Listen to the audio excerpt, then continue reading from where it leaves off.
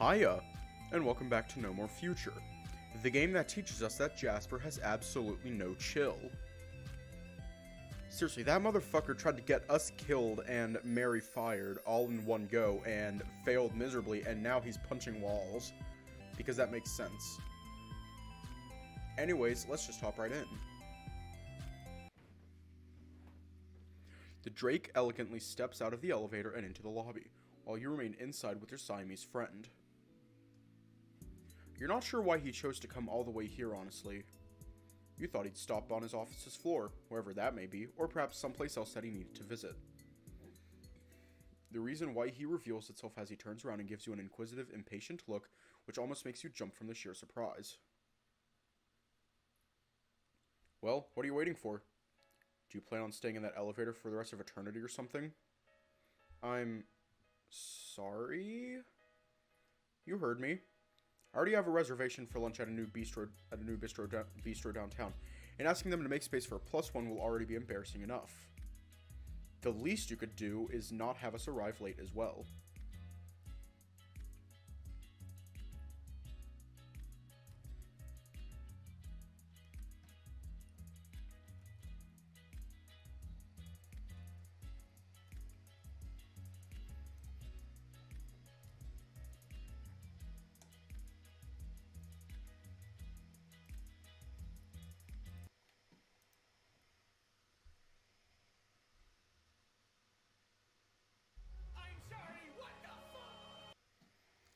Yeah, I mean, yeah, this right here, hang on, right there, yeah, free lunch, but at the same time, it's with Jasper.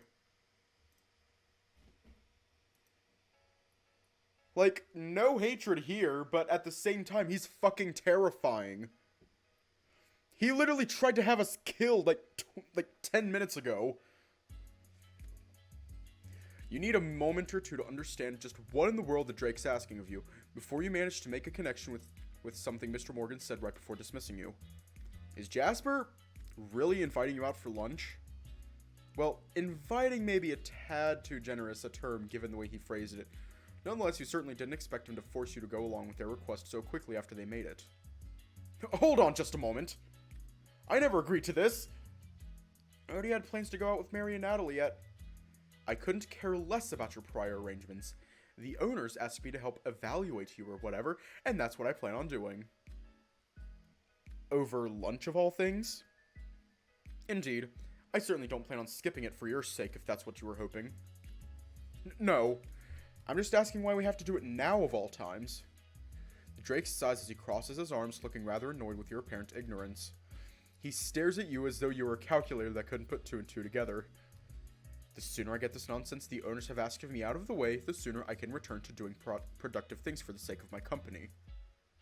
I won't be able to concentrate on my work if this idiotic request of theirs is allowed to remain unfulfilled. I'd rather take care of this right away before the thought of spending time with you begins to haunt my every waking moment. Let me adjust my microphone a bit. Well, that's a rather roundabout way of saying he wants to get it out of the way immediately. A rather rude one as well. And what about that thing hiding in my tail? Don't you want Mary to remove it before we go? Oh, please.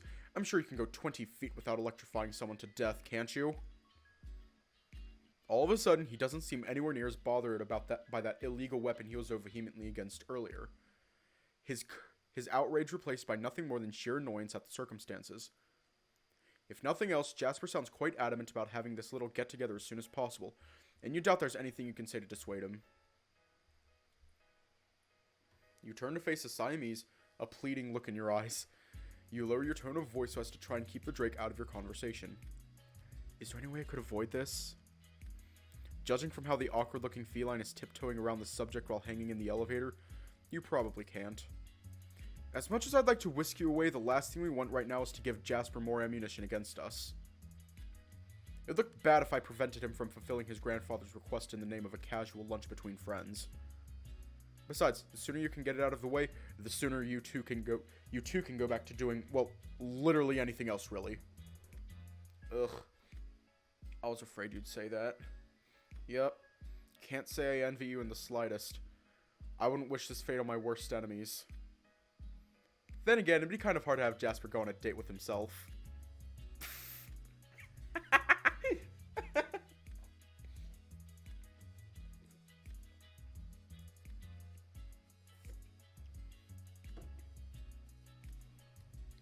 You give Mary the side eye as she cackles at her own joke, which her superior luckily didn't seem to hear.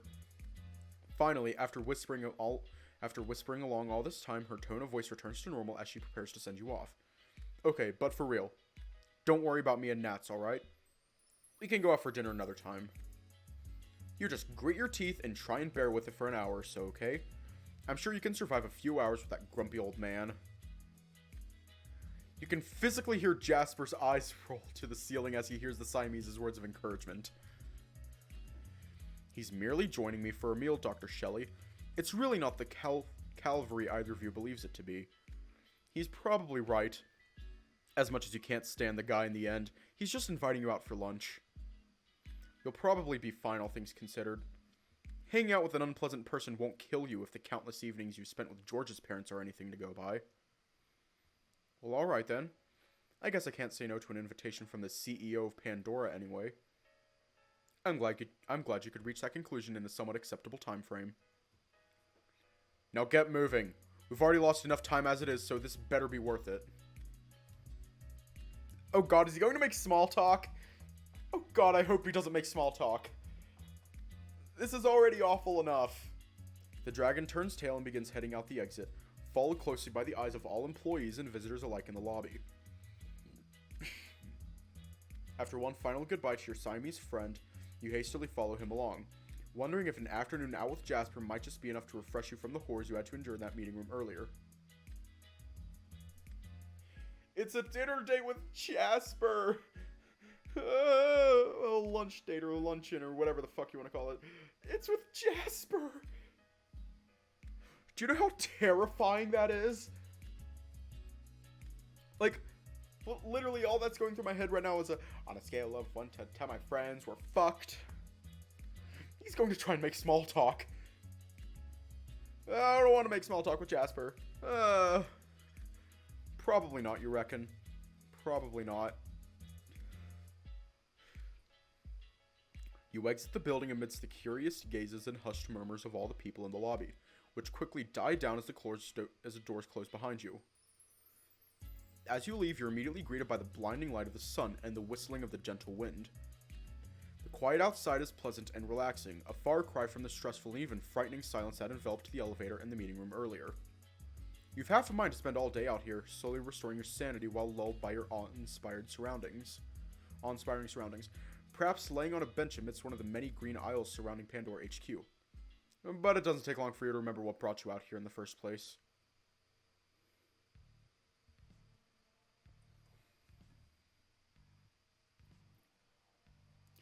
Him!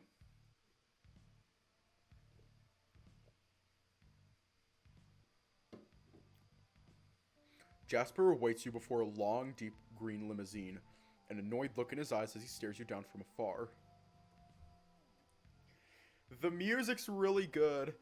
Music is really good. The hovering car he's half stepping inside looks like a mixture between a sports model and a period one. You've never been inside a car like this before, though you can tell that it's easily worth a few limbs of your android body and then some. If you needed any more reason to be wary of your little outing with Pandora's CEO, this could very well be on the top of the list, yet you're afraid that no number of excuses could save you from what's to come. Might as well accept everything with a smile at this point. Took your sweet time getting here. Sorry about that. I guess it's easy to lose track of time when you have so much of it at your disposal. How convenient. The dragon steps into the vehicle with surprising speed and finesse, despite his rather large frame, and scoots towards the seat furthest away from the entrance. Get inside already. We don't have all day. In fact, the less time we have, the better. You don't even have time to sigh as you begrudgingly step into the limousine, already not looking forward to the afternoon that awaits you. All you can think about is how much Mary is going to owe you once all is said and done. Outside the windows, you can see the city sprawling before your eyes in all its magnificent glory. Traveling through the streets on a hover car is quite the experience compared to a regular one. Without the wheels underneath bumping you up and down as you go, it almost feels like riding a much slower mag train. Nonetheless, it is quite pleasant to view a new relay like this.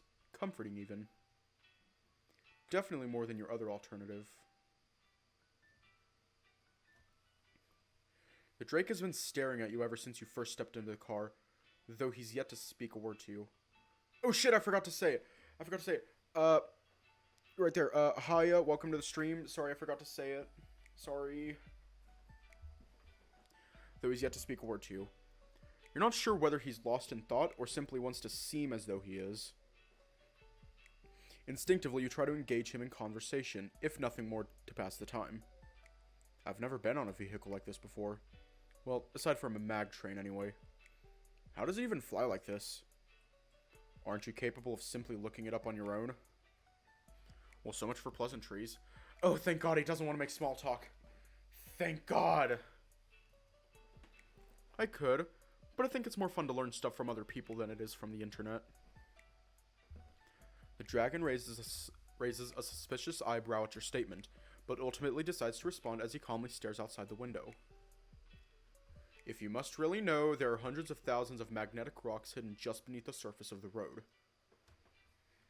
Though small, they emit a potent electromagnetic charge, the same polarity as the bottom of this hover car.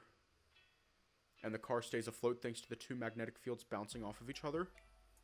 Precisely. This is also why this vehicle cannot fly, as you claimed earlier, but merely float a small distance away from the road. Those mini magnets are powerful, but not that powerful. I see.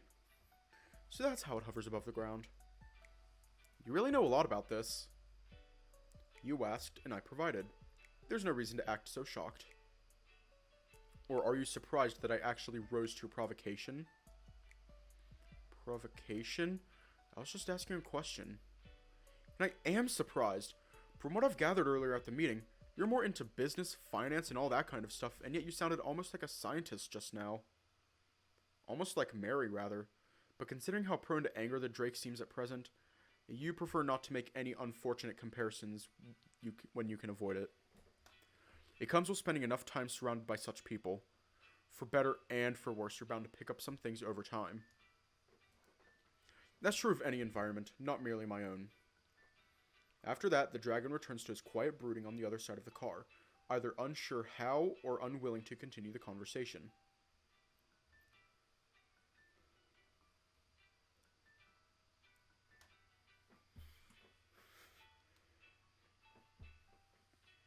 Yeah. A little disappointed with your shorter than expected conversation, you decide to take a brief look outside the window, trying to distract yourself. You've barely moved 2 neighborhoods since this conversation. Yo, what the fuck? Oh shit. I'm bleeding. Oh well. You've barely moved 2 neighborhoods since this conversation began, and your destination, whatever it is, doesn't seem anywhere near. The fault, of course, lies with the packed streets all around you, full to the brim with bustling people looking forward to a warm meal and maybe some weekend fun. Traffic truly is the greatest equalizer. Everybody stuck in it is equally frustrated. Aren't you supposed to be asking questions to me and such right now? That can wait. We haven't reached the restaurant yet, and I'd rather not ruin my meal by starting an argument with you before I even get to enjoy it. Still as grumpy as ever, it seems. If his goal is to sour your mood even further, he's definitely succeeding. But if he's going to be difficult about this whole thing, you might as well join him. Not having a good day, are we? If looks could kill, you'd be nothing more than ashes on your seat right now.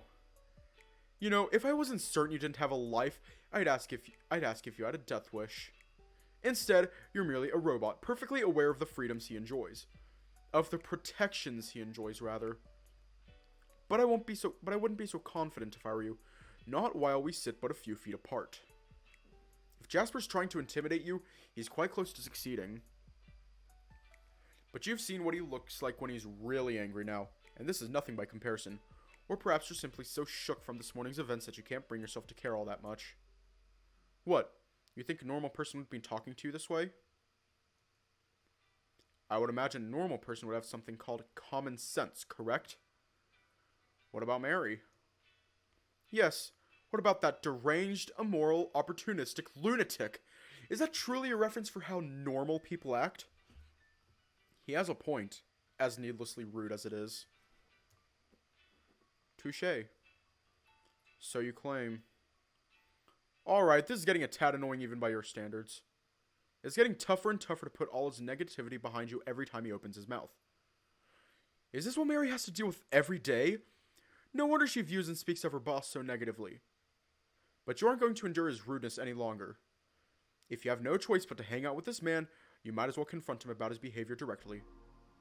Can you just give it to me straight already? Why do you even hate me this much? The dragon appears at first a bit stunned by your sudden interjection, then furious at your insolence. He makes as if to threaten you over your bold choice of words, but he ultimately relents, sensing it to be a pointless endeavor. Instead, he goes the opposite way in order to oppose you. Why? Where do we even begin? Shall we start with what happened on Thursday? Or would our short meeting yesterday better help to jog your memory? Come on, we both know that's not what really ticks you off about me. The dragon sits still upon hearing your rebuttal, surprised by your resolute statement. I could tell from the very moment I met you, and what I heard today only reinforced that theory.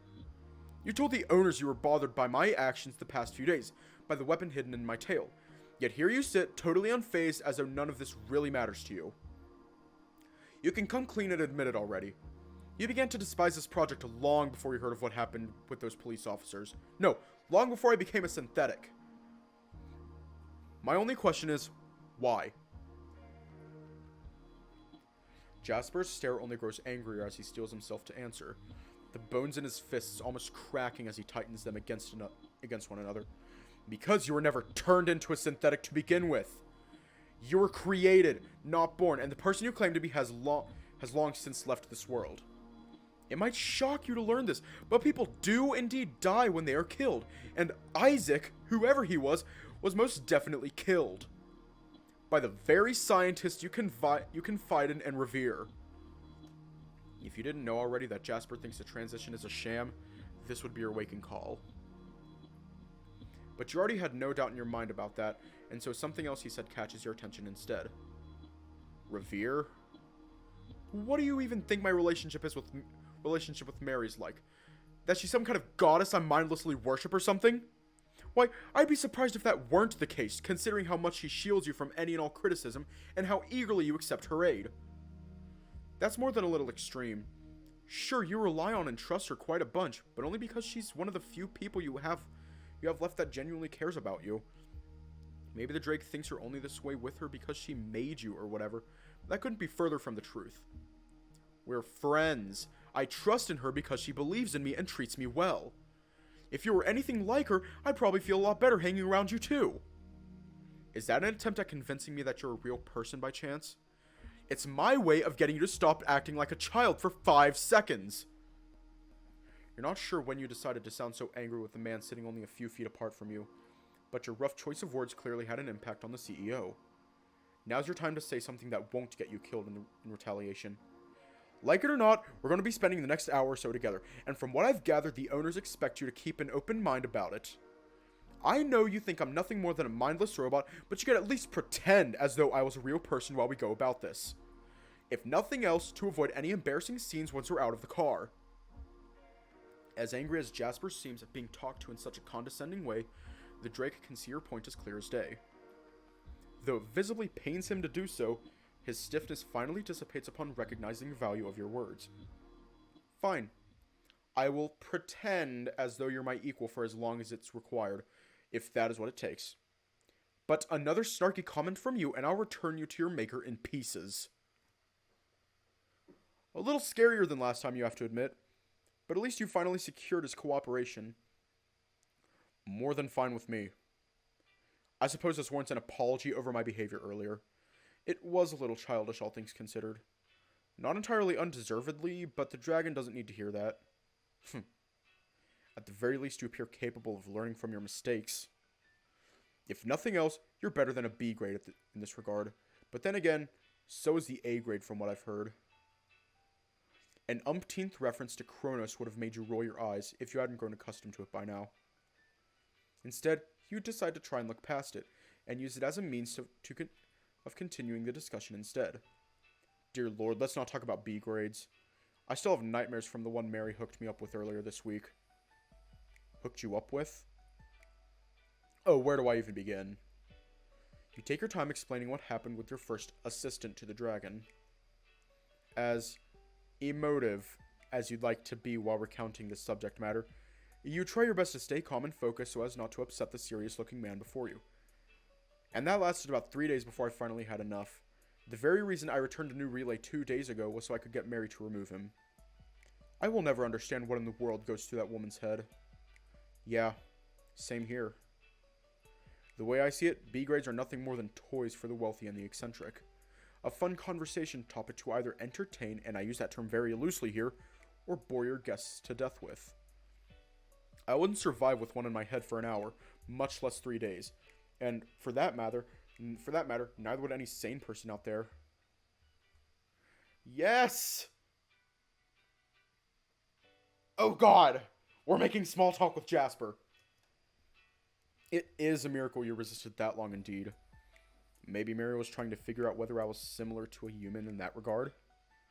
A rather generous way of interpreting her actions, wouldn't you say? If your mind, if we can call it that, is anything remotely comparable to a human's, she should already have the tools to ascertain that on her own.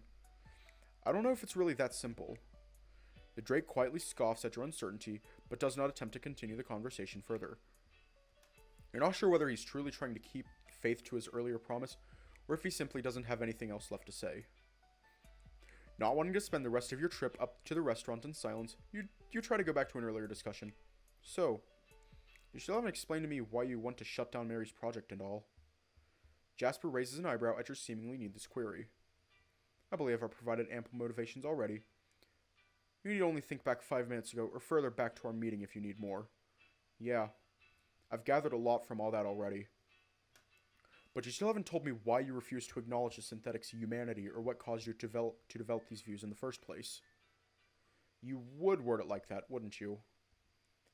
Now it's your turn not knowing how to reply.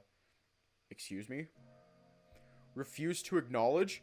You're acting as though your humanity is already established as a matter of fact, when it's clearly anything but. It's a subtle way of trying to paint me as some sort of monster for refusing to acknowledge what you believe to be an indisputable truth. It might work on the ignorant or the easily emotional, but I won't fall for tricks like these. While you want to feel offended by Jasper's remark, the truth is that you can see where he's coming from. Without even realizing it, you forced your beliefs onto him and held him to the same standards as Mary or Natalie, when you, more than anyone, should know that things are nowhere near as simple as that. Is this what you've been doing with your friends too? With Daphne, Apollo, Nem, with George? You hope not, yet the shadows swarming your thoughts whisper otherwise. I'm sorry about that. I didn't think my words through as much as I should have. I'll try to avoid doing that again in the future. As painful as it sounds, you'll need to genuinely consider Jasper's perspective and try to understand his motivations if you really want him to understand yours. Now that you think about it, since when has this been your goal? Last you checked, your only desire was to flee from this arrangement as soon as you got the chance. Either way, you're not entirely opposed to growing a little closer to Jasper if it means getting targeted by him a little less often. It might even help Mary avoid some heat in the future, hypothetically speaking, and you don't need to explain why that'd be beneficial to you as well. I suppose it's pointless to get angry with you either way, all things considered. In the end, you're nothing but an automaton, and I can't fault you for the way you were engineered. Jasper decides to bring you back to reality with one of his usual charming remarks. Well, that's not very nice either, is it? You said earlier you were going to treat me as your equal for a while, didn't you? What happened to that promise? The Drake remained silent before your inquiry, evidently quite aware of his faults. It takes a while for the viridescent reptile to form an opinion, but in the end he can do nothing but agree with your stance, as much as it pains him to do so. Fair enough. Regardless, I don't understand why you'd even need to think, given your condition. Robot, android, or whatever, you are still one of the most powerful computers humanity has ever created. I cannot fathom a reason why you'd even need to think things through. with so much information practically at your fingertips. It's not as easy as that. Sure, I can look stuff up online whenever I want and stuff, but that doesn't mean I know everything. But you could. Now it's your turn to lay speechless in your seat, unsure of what to say. Why do you hesitate? Why remain ignorant when you could be anything but? I don't know. I'd say it's probably because I just don't feel like it, but I'm not sure you'd like that answer a whole lot. I guess I just prefer learning about stuff on my own instead of reading everything up online. It feels more personal to me that way. I'd also argue that conversing with others and living in general would be a lot more monotonous if you had no more room to learn or grow. The Drake still shivers upon hearing you speak of thinking, learning, and living, but he keeps faith to his promise and refrains from commenting on your speech otherwise. At least, in a way you're used to. With a logic like that, no wonder Dr. Shelley seems to leave you in the dark just as much as she does me. That came out of nowhere. It really didn't. What you said simply got me thinking of our previous conversations in a new light is all. Back when I first met you, I thought you being oblivious to the way the law worked on synthetics was a ruse, and I had similar feelings during our discussion post-Bradbury in your apartment. The thought of you genuinely being this dumb never even crossed my mind. I always assumed Mary kept you up to speed with everything she did. Which could very well still be the case, and this could all just be an attempt on your behalf to convince me otherwise. Good God, how does Mary even stand this guy? Now you almost feel bad over trying to tell Mary not to be unreasonable with her superior. This reptile clearly deserves every inch of her distaste. His casual rudeness aside, he does raise an interesting, if slightly painful point. I'm telling the truth. Whether you believe me or not is another matter entirely. Mary explained her reasoning as not wanting to concern me with things she's supposed to take care of, but yeah, who are we kidding? She does have a habit of keeping people in the dark about stuff. Even me. Jasper raises an eyebrow upon seeing you so confused and hesitant, as though he never expected you to ever feel that way towards the Siamese. And yet you said you trust her nonetheless? I can see why you'd be suspicious of that, yeah. But what's the alternative? Confiding in the owners who made it clear that they see me as nothing more than an AI? And all the people out there who currently think similar things. Confide in you? The CEO responds with nothing but silence, his thoughts entirely indiscernible thanks to that ever-serious look in his eyes. As flawed as Mary is, she gave me hope when I had none, a life when my old one threatened to slip away. She's one of the few people I have left that has been consistently kind and attentive towards me, and always cared about my well-being above all else. Can you blame me for wanting to accept her as a friend nonetheless, in spite of all her shortcomings?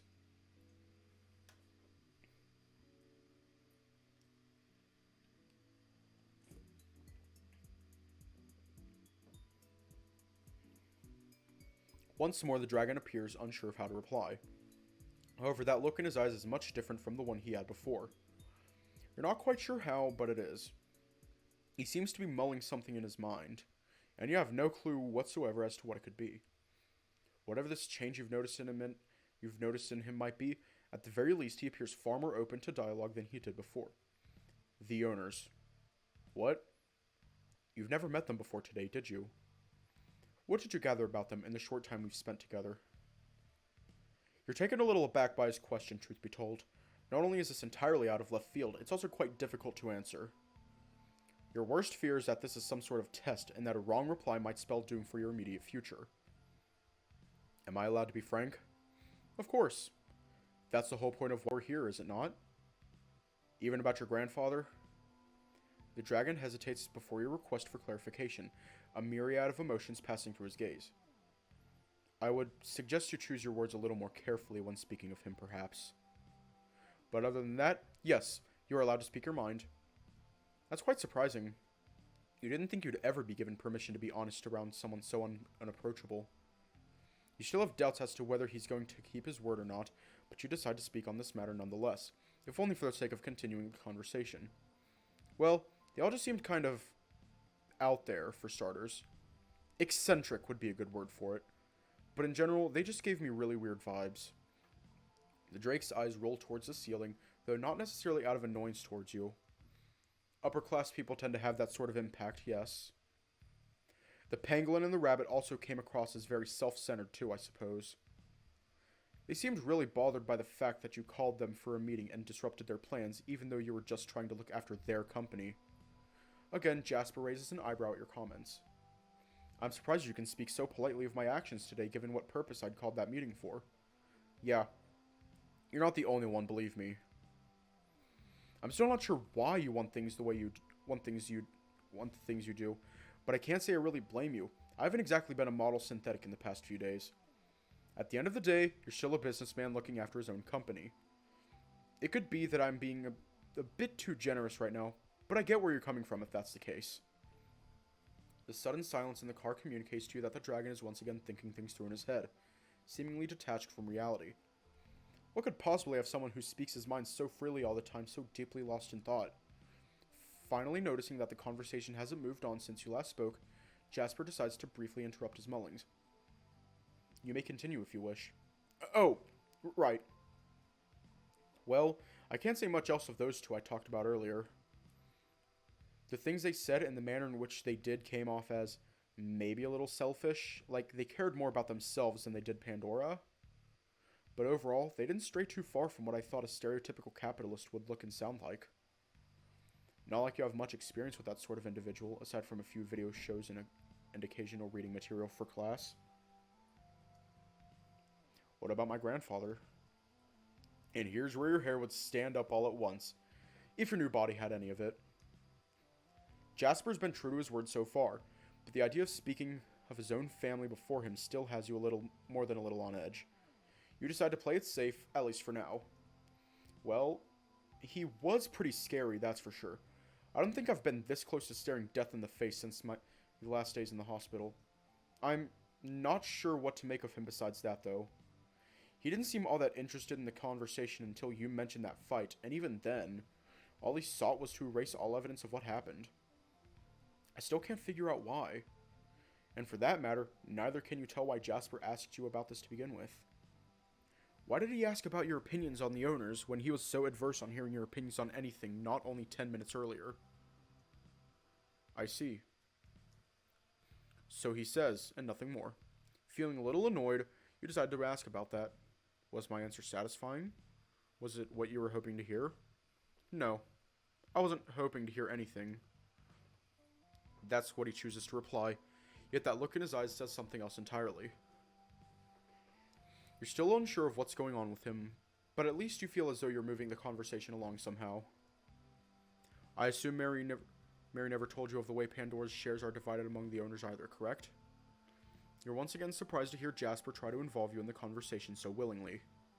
It's a little tough to get used to after he spent so long trying to shut you down. Especially when you still have no idea why he's talking about this stuff to begin with. Why would she even tell me something like that? It's not particularly relevant, I agree, but it is rather insightful.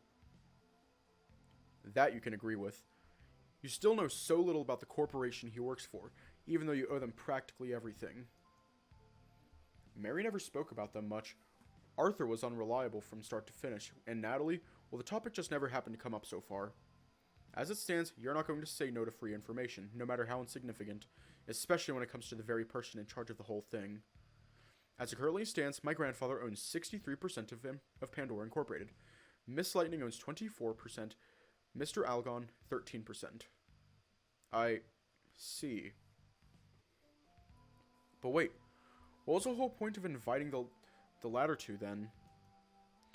If your grandfather owns the vast majority of the company, doesn't that mean that he's the only one in charge? It does. Now you're confused. Well, more confused than usual, at least. Luckily, Jasper is quick to step in to provide elucidations. Pandora was founded by what can be best described as a cabal of wealthy business owners and so-called philanthropists. Originally, there were a plethora of small-time shareholders over a vast capital that they squabbled over incessantly. One man, however, realized rather quickly that this was an inefficient way to govern our growing empire. Are you talking about your grandfather? That would be the logical assumption, especially considering he's the one running the whole show as per the CEO's words. Still, a cabal of wealthy business owners and philanthropists. You're not sure why, but you never expected Jasper to use this sort of language when talking about his own company's founders. mainly because it feels belittling somehow. My grandfather is not that old, thank you very much. But you are correct in deducing that it was a member of my family, though a distant relative he may be. As time went on, this ancestor began buying out his fellow partners one by one. In return for his leadership, he promised to send money to their families as compensation for the rest of time. Enough to secure them a spot as part of the wealthiest elite for the rest of eternity, with none of the effort or knowledge required to actually earn such a spot. For many, it was an easy choice, even if they wound up regretting it much later on, when it became clear that our revenues far outclassed what little they earned as a result of this deal. So they bought everyone out, and they got practically endless wealth as a result, and it was still nothing compared to what Pandora makes. You're not sure whether to feel pity or jealousy for these people.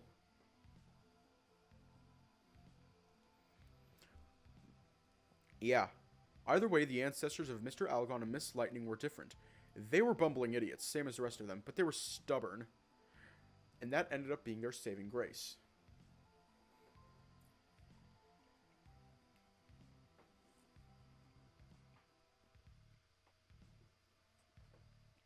Very much so. It is very much a monopoly. They held on to their stocks for dear life, and their descendants still do to this day. The lucky, miserable buffoons. For all intents and purposes, those cretins are nothing but glorified parasites, leeching off of the fortunes we generate like glittering gold-covered pests. And furthermore, they insist on playing a minor role as part of Pandora's establishment, correct? It's actually frightening how easy it is to indulge in the dragon's venomous rhetoric when it's not aimed at you.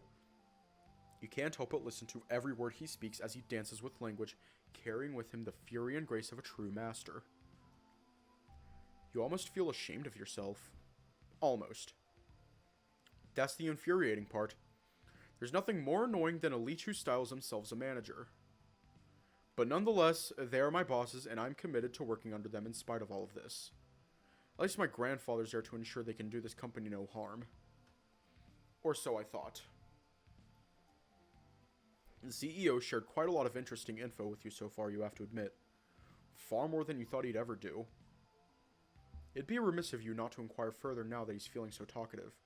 So wait, Pandora's a family business?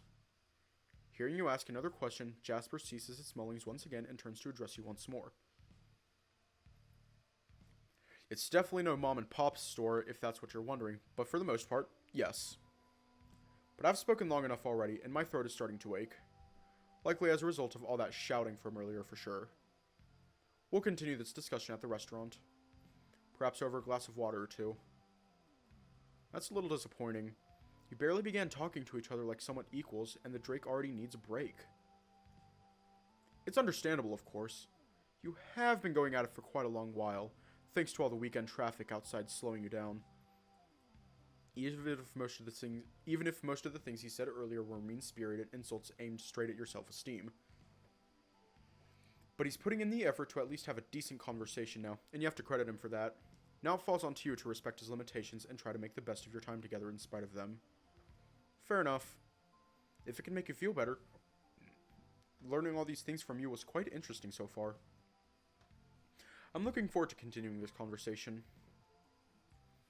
The dragon returns only a rough grunt as he turns to stare outside the window, though neither the cars nor the houses surrounding him seem to catch his attention in the slightest. He's still wary of looking relaxed or pleased around you, and you can't fully blame him for that given everything that happened. Jasper clearly has quite a lot of emotional baggage he carries with him at all times. Whether he'll share some of it with you in the future or not remains to be seen.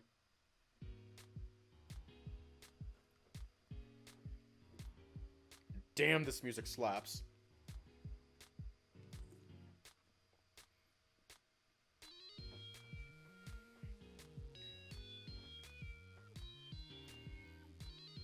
You've never been in this opulent area of the city before. At least to your knowledge. It slaps, and for what? What? Downtown New Relay feels like the gaudy dream of every rich kid across the world, populated exclusively by wealthy or at least fashionable people and filled with nothing but shiny and attractive tourist traps. High couture clothing shops, Jewelries, high-tech stores, nightclubs. You don't think you've been to a single one of these places before, even across the rest of your life.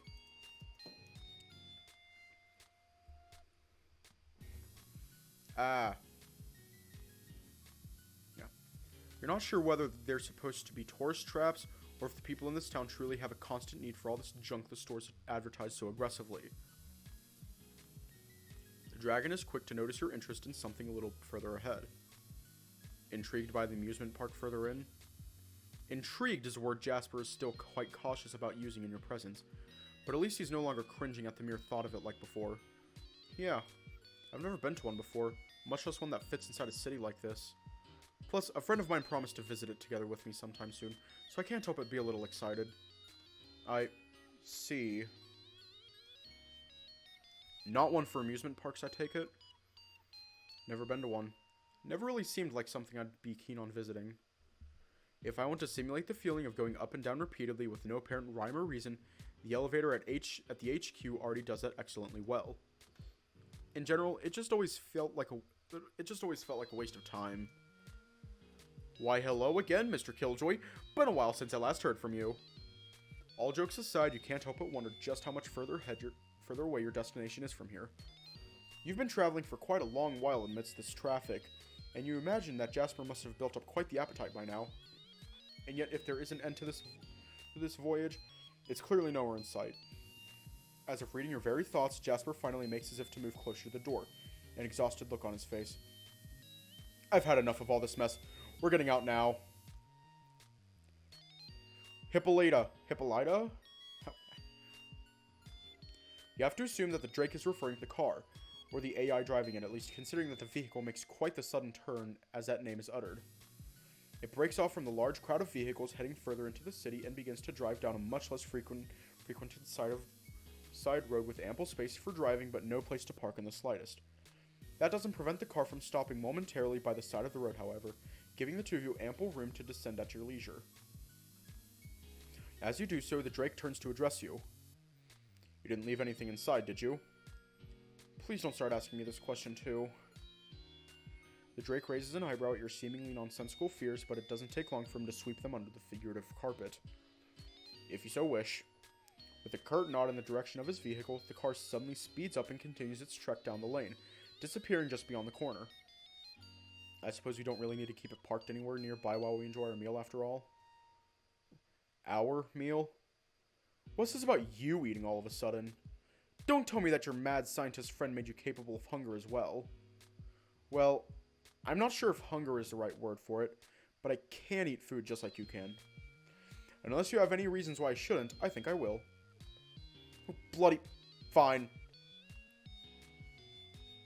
But I'm sending your end of the bill straight to Dr. Shelley. I won't spare a single cent on whatever you end up eating.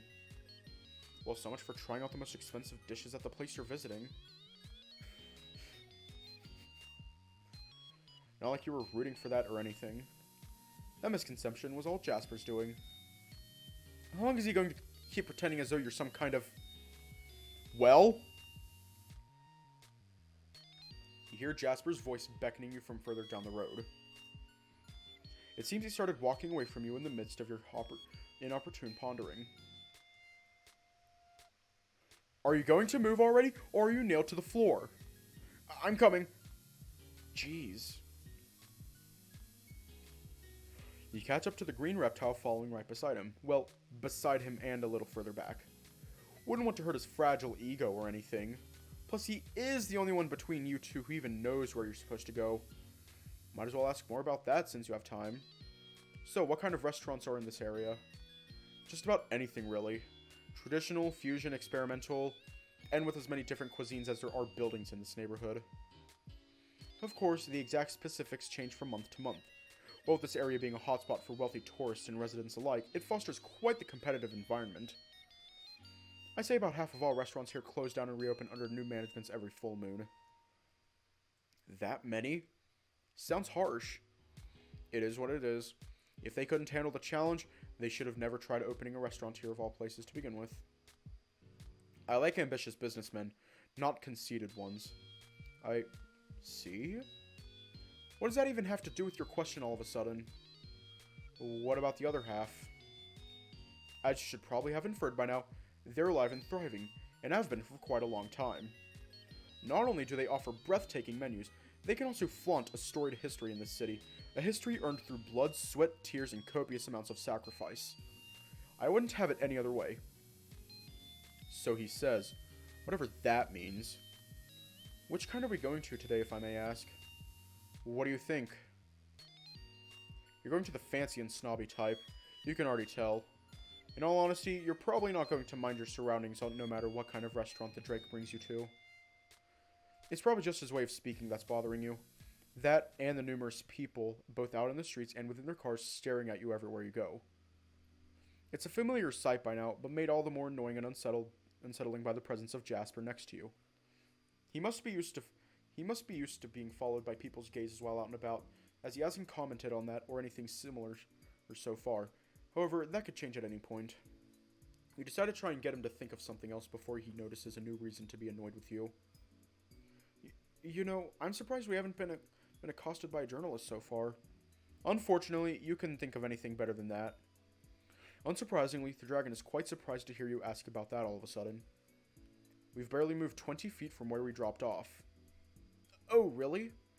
Damn, that's crazy. Still, I'd be surprised if we don't meet one or two sooner or later, given how famous you are. I'm famous? Oh, fuck, what have I gotten myself into? Aren't you supposed to be the famous one here? He knows. There are no words to accurately describe how thoroughly you screwed yourself. Even the Drake can't help but shake his head at the mumbling mess you've turned into. We're probably not going to run into any journalists right now. The place I booked a table at is not even a minute away from here, after all. We'll be left alone while we're at the establishment. However, once we're outside again, then all hell's going to break loose, you reckon? You already can't handle the gazes of mere passerbys when next to the Drake. You can scarcely imagine what'll happen when you add storms of people asking questions and demanding answers to the mix. Looks like I'm not the only one who dreads an encounter with those people. Jasper's remark comes off as quite the sudden surprise. Weren't you interviewed by a couple of them just the other day alongside Mary? I was. That doesn't mean I enjoyed it. We need to put out a public statement after your most recent stunt, and those frame chasers would have never said no. I did what I had to. It's about time you learned what you have to do as well. After that, the Drake goes quiet, likely preferring to save any further discussion for the dinner table. All you can do is wonder what he meant with those cryptic words as you follow him along.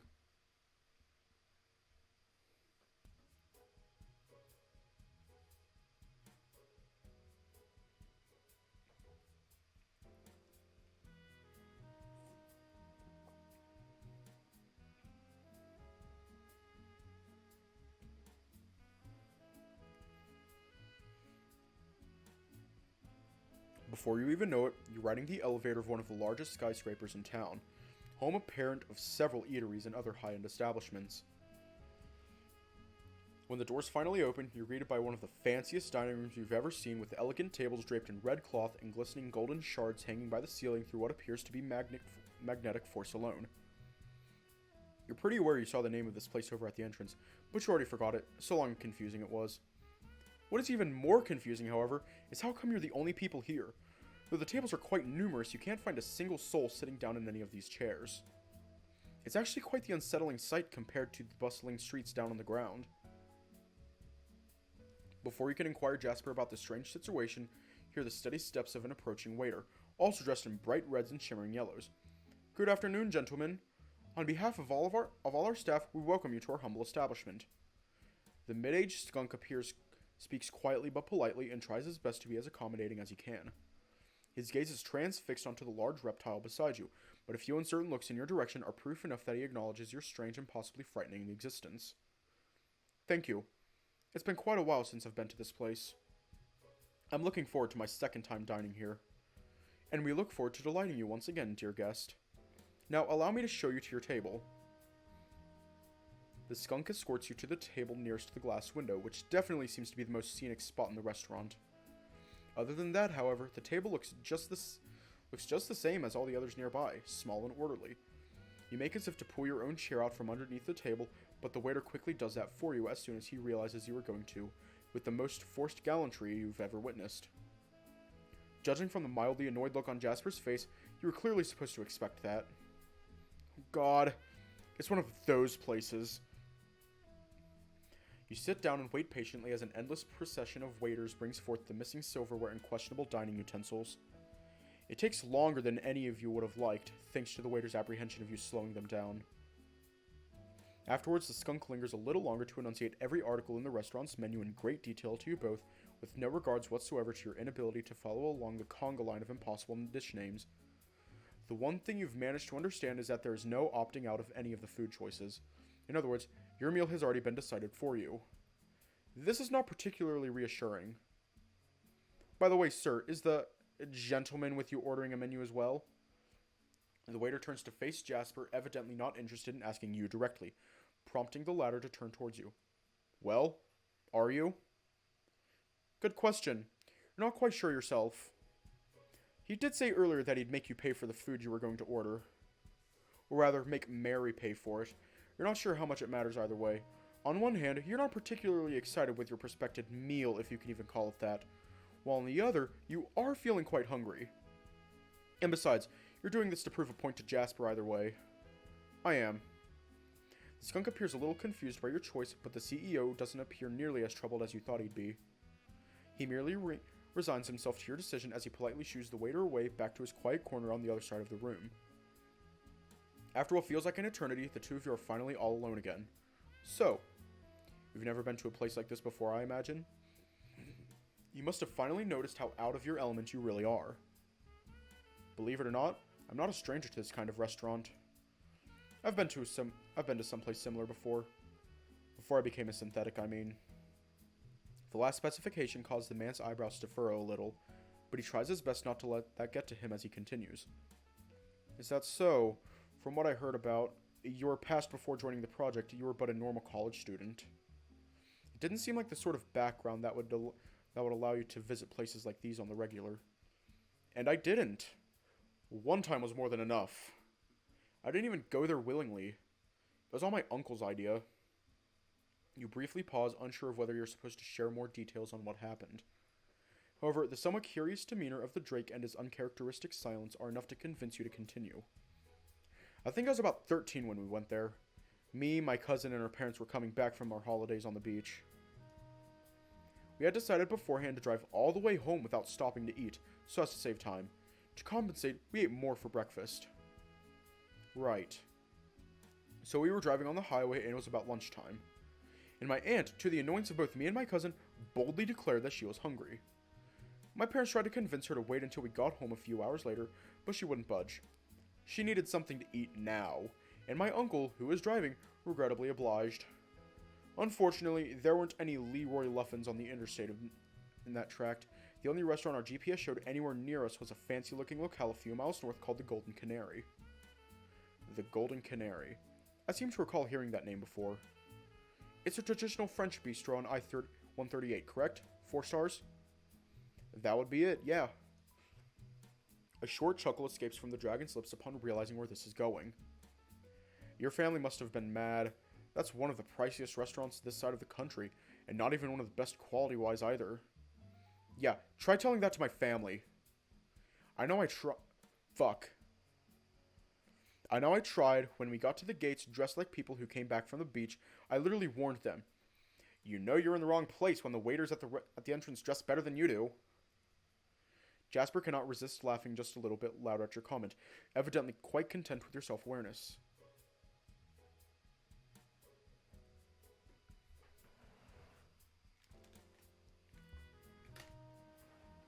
I'm sorry, is Jasper smiling? No smiling. No smiling. Jasper. It's gonna be like Lucas in here. Oh, fuck, hang on. Wipe that fucking smile off your face. Jasper, wipe that fucking smile off your face right now or I'll wipe it off for you.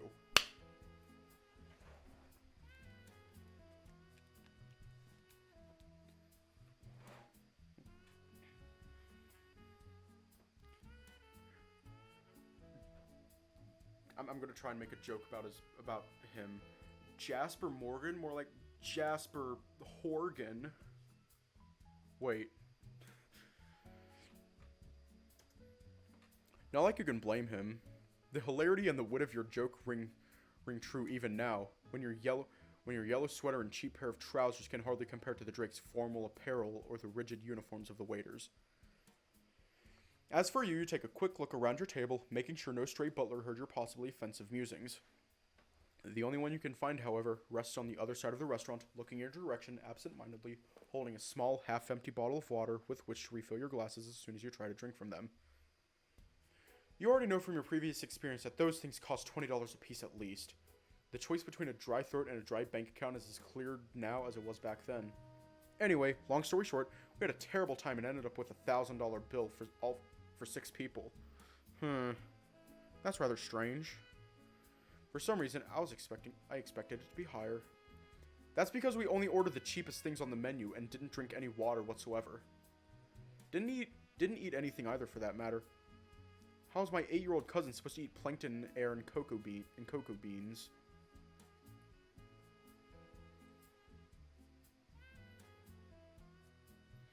Poor kid has had nightmares about that outing ever since. You're pretty sure his parents still have to drag him out by the ears every time they want to go someplace. Noticing the unusual smile on Jasper's lips, you try to bring the conversation back to him. I assume you've never experienced anything similar? Not remotely. On the rare occasions I eat with guests and they bring children along, they're usually already accustomed to the high cuisine dishes of the restaurants we go to. Upon ending his sentence, the Drake finally wipes that grin off his face. It appears as though he only now just realized he was smiling to begin with. I hope you don't take my reactions to your tale personally. I simply don't happen to hear stories about lower class people as often as I do my own. So you think I'm from a lower class than you are? As I said, don't take it personally. It's merely an objective assessment. Do I really need to inquire how much your family made before you sold yourself to science to have a good picture of how big the gap between our earnings is? No, he doesn't. But the fact that he's drawing attention to this point still makes you mad regardless. Well, I hope you're enjoying all that extra money you have then. The Drake is stunned by your passive-aggressive comment for a few seconds. He appears desperate to look offended by your words, yet cannot seem to come up with any sort of comeback. Instead, he retreats a little further within himself, shifting his gaze to the world outside as to avoid your own. With nothing more to say, you try to slow yourself down and begin thinking about your time with the CEO so far. You're probably taking his words a little too personally, if you had to guess. He's already trying as hard as he can to understand you in spite of his ideological limitations, so to say. The least you could do is try and be kinder to him in return. Then again, this whole thing started because he brought you to this fancy place to begin with. A choice that wasn't made with the best of intentions either. And all that began as a result of that nonsensical meeting with the owners that you still can't wrap your head around. And the truth is, the more you try to make sense of any of this, the less you understand. Figuring out what you're supposed to be doing or thinking at a time like this feels like studying for an exam only 30 minutes before it begins. Not wanting to break into hysterics before your reptilian companion, you try to distract yourself by staring out the window as well, similar to what he's doing. The people bustling about in the streets below look so tiny from up here. You're not sure exactly how high up you are, but you'd be surprised if it were anything below 100 feet. The city itself looks wonderful thanks to all its lovely colors and exotic shapes. It feels like you're in a modern art museum, gazing onto a new artwork every time you tilt your gaze ever so slightly. Too bad the horizon isn't featured in this unique collection, and even the pink sky above has to fight for space amidst this urban jungle. The sight is almost melancholic in a way, though you cannot say how or why that is.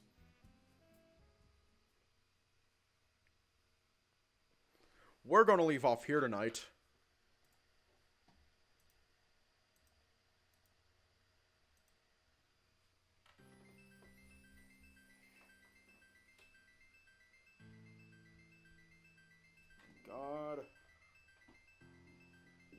Gotta save something for tomorrow.